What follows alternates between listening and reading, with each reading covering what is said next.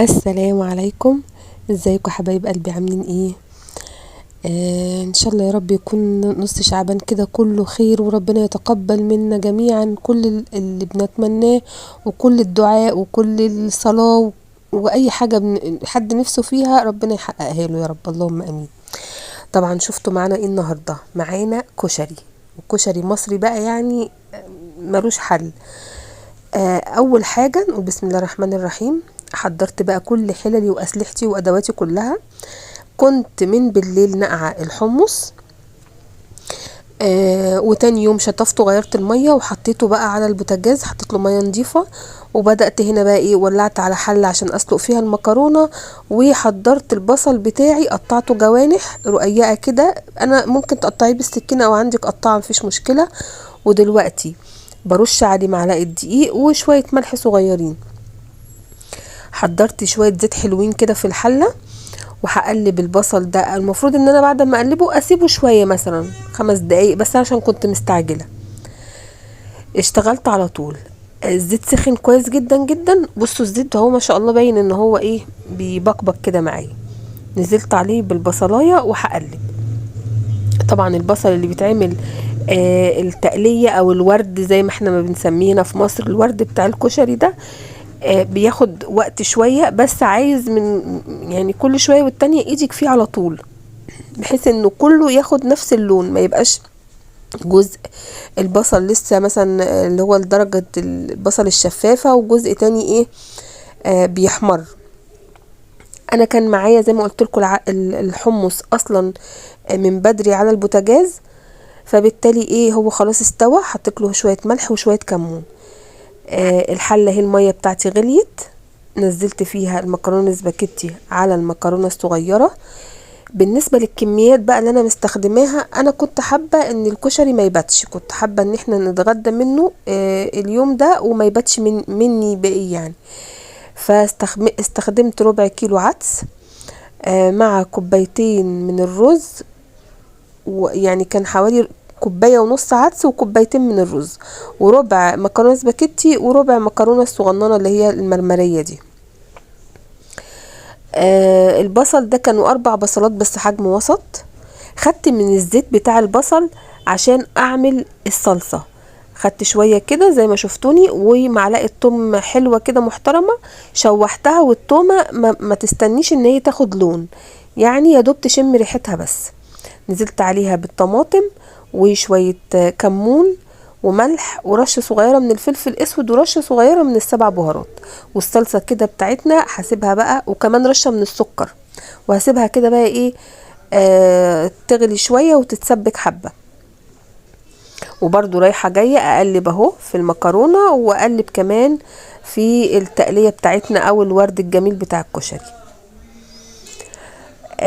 حضرت ورقة او ورق ابيض او مثلا ورق مناديل، اي حاجة المتوفر. المهم ان ايه، حاجة تشرب الزيت بمجرد ما اطلع البصل، البصل يتصفى عليه، ما يبقاش شارب زيت، بحيث ان هو ما يطراش.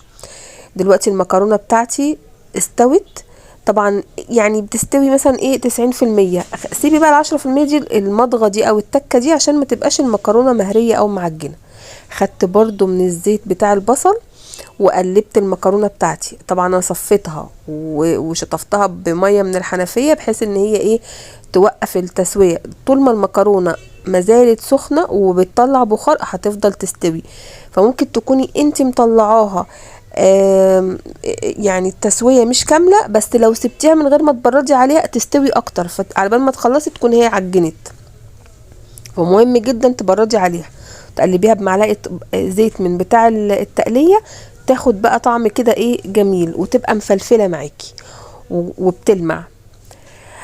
البصلة بتاعتي اتحمرت، شلتها بس مش كلها، سبت حبة من البصل في قلب الحلة، وجبت معلقة حلوة كبيرة مليانة كمون، واديتها تشويحة دقيقة واحدة مع البصلاية، نص دقيقة كمان. ونزلت عليها بلتر من المية، الازازة دي نص لتر فانا مليتها مرتين. هسيب ده كله يغلي. بصوا لونها، لون المية من قبل ما احط العدس لونها تحفة. البصلاية بتاعتي اهي مقرمشة ومش ملزقة ومش طرية ولا اي حاجة. هعمل ايه؟ حطيتها على الورق ده. انا دلوقتي غيرت الورق، بصوا اهو الورق اهو الاولاني اللي شارب الزيت هرميه وحطيت لها ورق تاني، لان لو سبت البصلايه على ورق مبلول كده بالزيت هتطرى، فانا مش عايزاها تطرى معايا خالص. العدس بتاعي متنقي ومغسول، انا مش بنقع العدس، انا بغسله واصفيه واحطه اهو في الميه بتاعتي بعد ما غليت بالبصلايه والكمون. اديت للصلصه معلقه بابريكا لانها ما كانتش حمرا قوي. بالنسبه بقى للمكرونه المرمريه انا ما بحطهاش كلها مسلوقه، اخدت نصها مع المكرونه الاسباجيتي سلقتها، والنص التاني بدات ايه احمره كده في الطاسه. طيب هل هحمره تحمير كامل؟ لا، اول ما تبقى لونها اشقر كده زي ما وريتكم هنزل عليها بكوبايه من الشعريه. ليه؟ لان المكرونه بتغيب، يعني بتاخد وقت اطول على بال ما تحمر، فلو حطيت الشعريه معاها من الاول الشعريه هتحمر قبلها وتفضل المكرونه لونها ابيض. فكده ايه بنظبط الوقت بحيث ان هما الاتنين ياخدوا نفس اللون مع بعض، يا دوب بس المكرونه تبقى لونها اشقر كده، يعني غيرت لون اللون الني بتاعها. دلوقتي اهو الرز بتاعي كوبايتين الرز اتغسلوا واتصفوا كويس قوي قوي، وهفضل بقى انا بصوا اللون ده حلو بس هتك عليه سيكه كمان علشان بمجرد ما هتشرب الميه هتفتح، فانا مش عايزاها تبقى فاتحه قوي. اهو بتك وايديا فيها على طول، ما بسيبش المكرونه ولا الشعريه عشان ما يتحرقوش معايا او يبقى لونهم كده واحده بني وواحده ذهبي، لا مش عايزين كده. نزلت عليهم بالرز هشوح فيه وهشوف العدس بتاعي كده اشوفه استوى ولا لسه، بس هو ما كانش لسه استوى، فانا هغطي عليه واسيبه. وحتى لما الرز بالمكرونه والشعريه يتشوحوا هركنهم شويه على جنب، مفيش مشكله. بصوا يا جماعه الكشري المصري ده تقريبا كل اسره بتعمله بتكات مختلفه، يعني المكونات واحده فيما عدا الايه الطريقه، ايه قبل ايه مع ايه. ده مثلا يعني بتاع المحلات كل حاجه لوحدها، كل حاجه لوحدها في حله لوحدها.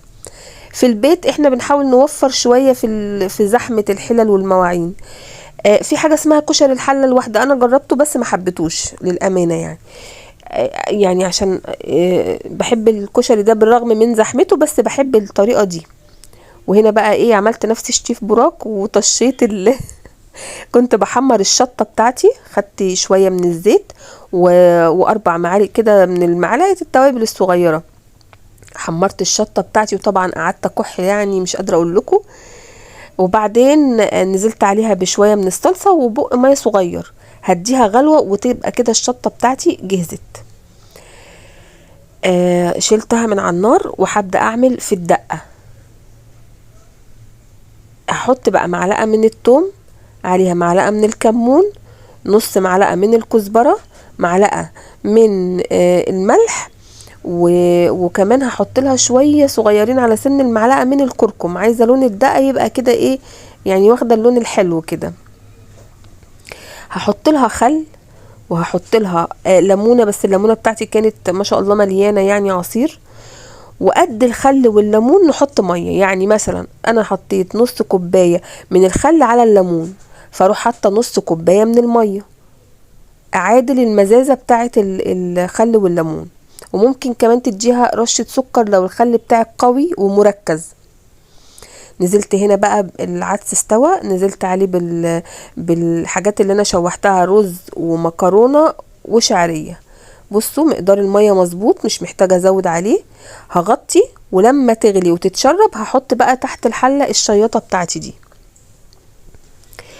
وهنا اهو الصلصه على عين، بس الصلصه خلاص استوت، والكشري بتاعي على عين، والناحيه التانية الدقه اهي. هعصر الليمون اخر حاجه، يعني الليمون مش هحطه من البدايه، لا اخر حاجه، هتقلب قلبه وهطفي وخلاص. وممكن تحطي الليمون كمان بعد ما تنزليها من على النار بحيث ان انت تستفيدي منه، يعني فايدته ما تروحش مع الحراره الشديده. خلاص كده غليت وبقت جاهزه تمام. اخر حاجه معايا هي الايه العيش. احنا بنحب ناكل معاه العيش الشامي الجميل بتاعنا ده، بنقطعه كده، نفصل الطبقتين عن بعض، وبنعمله معاملة البطاطس المحمرة، يعني زيت سخن وكمية حلوة من الزيت، ممكن زي ما انا قلت لكم دلوقتي، شاورت لكم كده يعني، اني ادهن الوشين بتوع العيش بالفرشه كده، بفرشه واحطها في الزيت وادهنه وادخله الفرن. بس بما ان انا ما عنديش الفرصه دي، يعني ما عنديش الوقت ده، احنا مستعجلين على الغدا، فانا هقطعه وهحمره معاكم في الطاسه مباشره. انا طبعا دلوقتي سايبه الزيت يسخن زي ما قلت لكم، زي كانك بتحمري بطاطس بالظبط، مش بتحطيها على زيت بارد، علشان كمان العيش ما يشربش معاكي زيت ويبقى يعني مجلد شويه او طري كده، لا احنا عايزينه مقرمش. حضرت بقى السيرفيس ده وعليه الورق اللي هيشرب الزيت اللي طالع معايا في العيش. وعايزه اقول لكم والله العيش ده ما بيبقاش شارب زيت حقيقي، طالما نزلتيه في زيت سخن مش هيشرب معاكي زيت، واي حبه زياده هيتصفوا على الورق. بصوا بحاول افرده في الطاسه بحيث ما يلزقش في بعضه، وتقلبتين بيتحمر بسرعة جدا جدا، يعني ما تحطيوش وتسيبيه وتتشغلي في اي حاجة تانية. بمجرد ما بيطلع بنديله رشة ملح ورشة كمون وكده. بصوا والله احلى من الشيبسي. وادي الكشري بتاعي مفلفل وجميل جميل واستوى وريحته تحفة. معلقة الكمون لازم منها في الكشري. الملح كمان وانا بحط الرز والمكرونة مع بعض حطيت الملح عشان نسيت اقول لكم. المهم ان العدس والحمص ما بياخدوش ملح في البداية، علشان يعني بتبطئ التسوية او بتخليه كده مش مجرمز، مش راضي يستوي. السفرة بتاعتنا جهزت، صبنا بقى كل حاجة او غرفنا كل حاجة، وادي اطباق الكشري. عايزة اقول لكم بيبقى تحفة، بنحبه وبنموت فيه.